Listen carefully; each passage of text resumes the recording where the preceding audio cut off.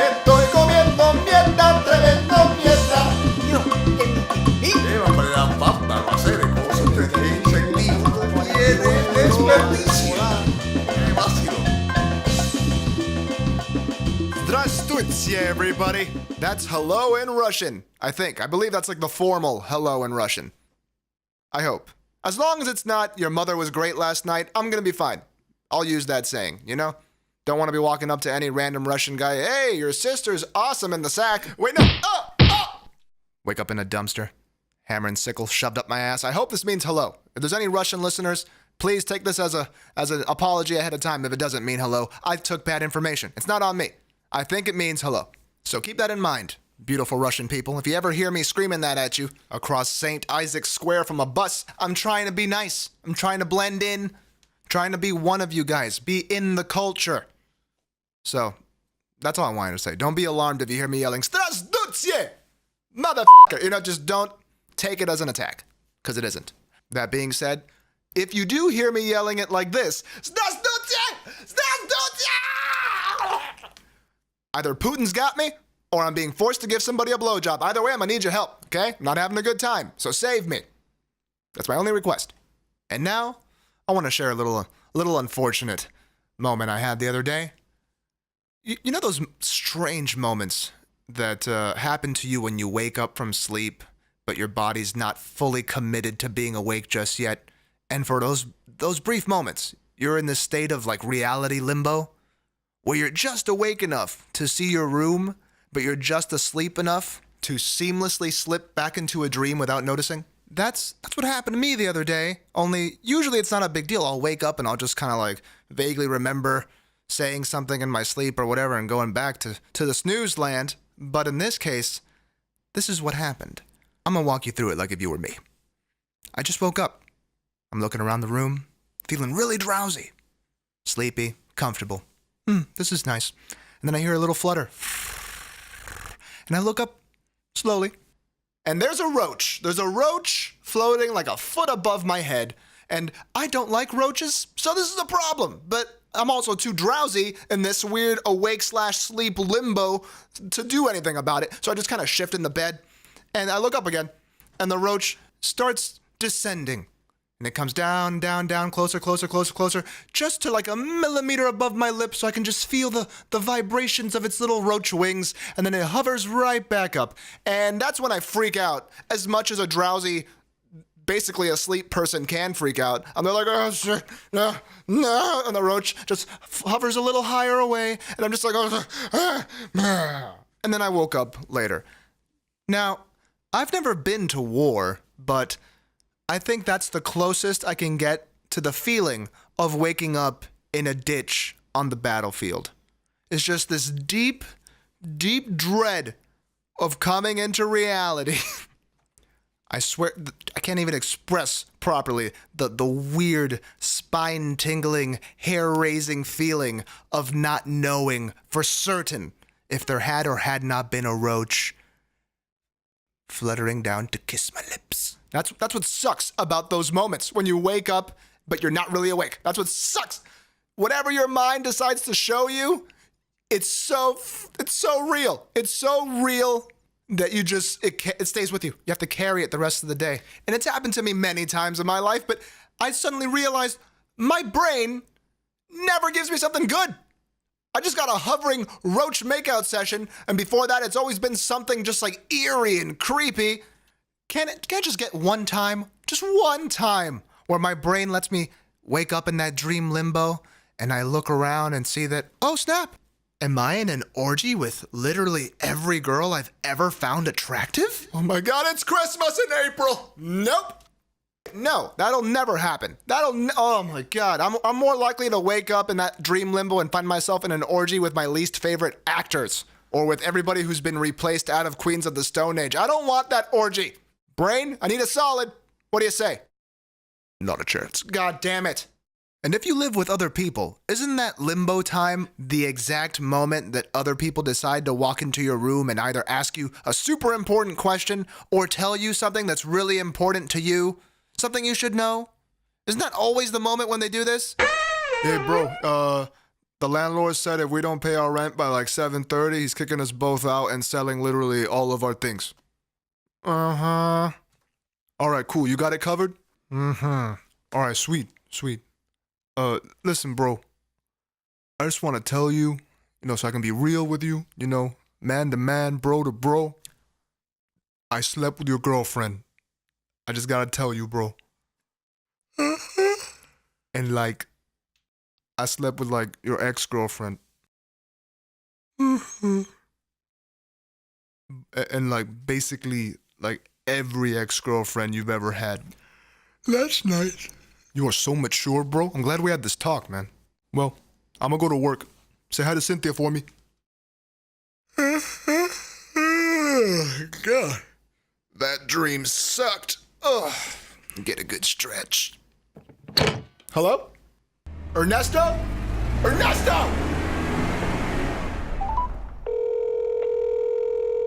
Hey, baby. What the Cynthia?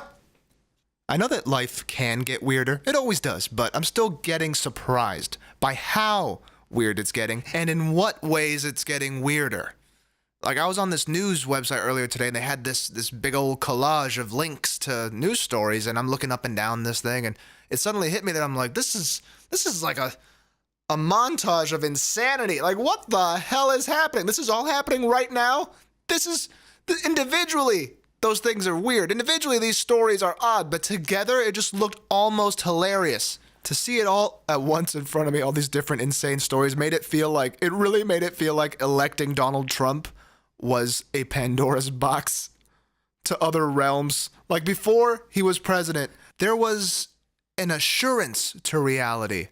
It seems like there was a limit. There was like a limit beyond which things wouldn't get more insane or more ridiculous in certain ways. Not in terms of violence or the human imagination, but I mean like in what would actually happen. It felt like society had a cutoff point. Like we would go, you know what? Let's not go there. That's crazy, guys. That's a little nuts. All right, let's rein it in. Let's keep it here. This is a good spot.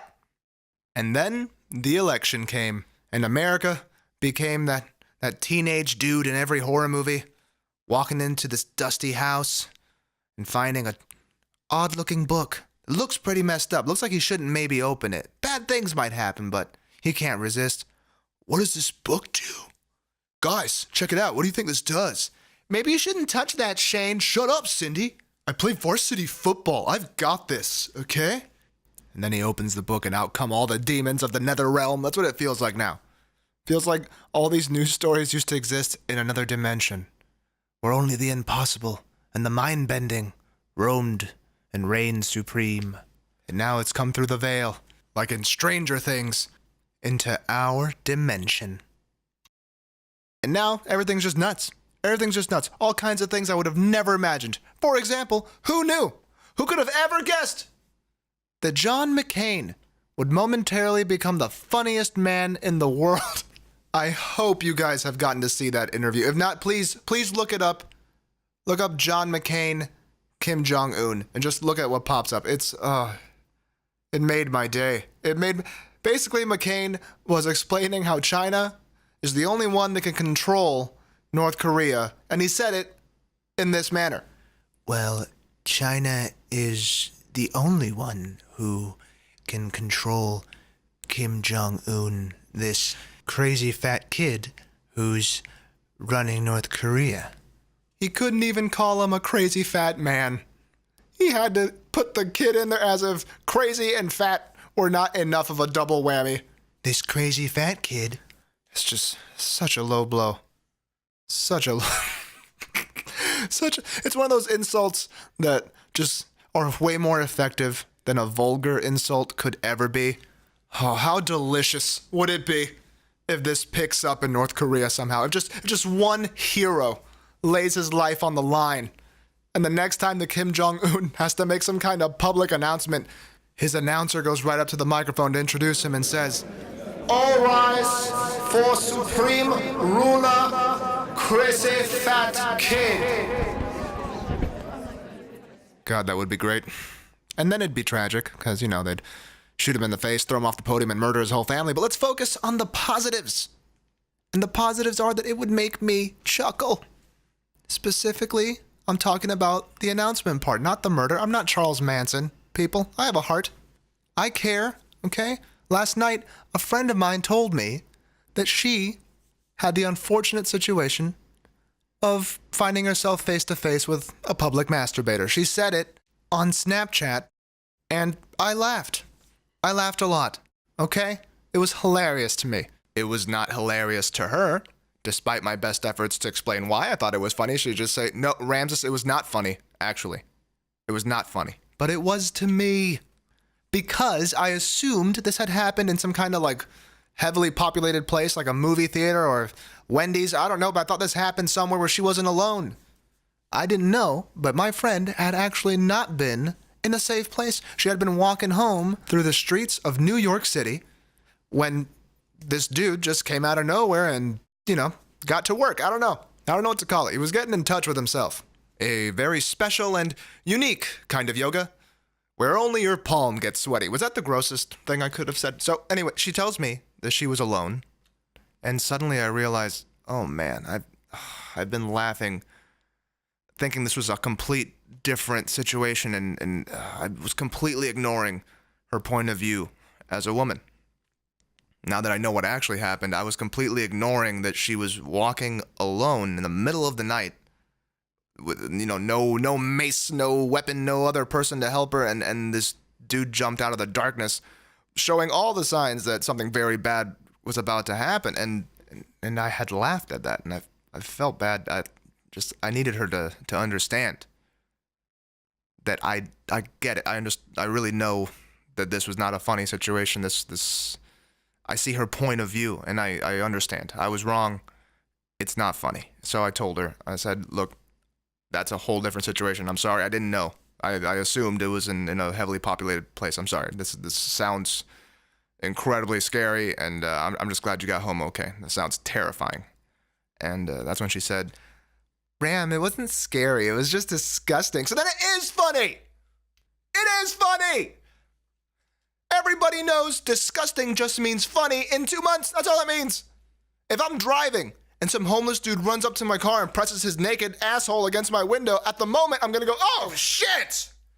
But 2 months later, I'm going to be telling that story every chance I get because other people are going to laugh because it's funny. Does screaming make things sound more true? Because I can't stop now. Okay. We got a little crazy. Let's bring it down. Let's make it soothing. Let's make a soothing exit. I'm going to bring it down to jazz level. Here we go. Thank you for tuning in to Oops Wrong Hole. This has been Ramses Ralthcast, and I hope you have a good night. I also hope that this silky smooth voice isn't lulling you to sleep as you rock it down the highway. Bye-bye.